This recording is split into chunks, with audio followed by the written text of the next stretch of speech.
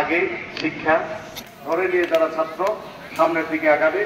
আর আমি সকলকে আজকের বিদায়ী তাদের জন্য শুভকামনা এবং যারা নবীন ছাত্রছাত্রী তাদের জন্য ওয়েলকাম। এবং আমার সর্বশেষে একটু দোয়া আয়োজন করা হয়েছে, সকলের জন্য দোয়া করবো, এখানে থাকবেন।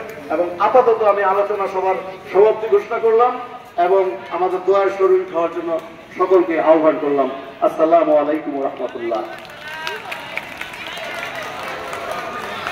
সম্মানিত সভাপতি মহাদেব, এখন আমাদের দোয়া পর্ব উন্নয়ন এবং উন্নয়ন এবং শিক্ষার্থী যারা পরীক্ষা দিবে তাদের জন্য দোয়া কামনা করে দোয়া করা হবে।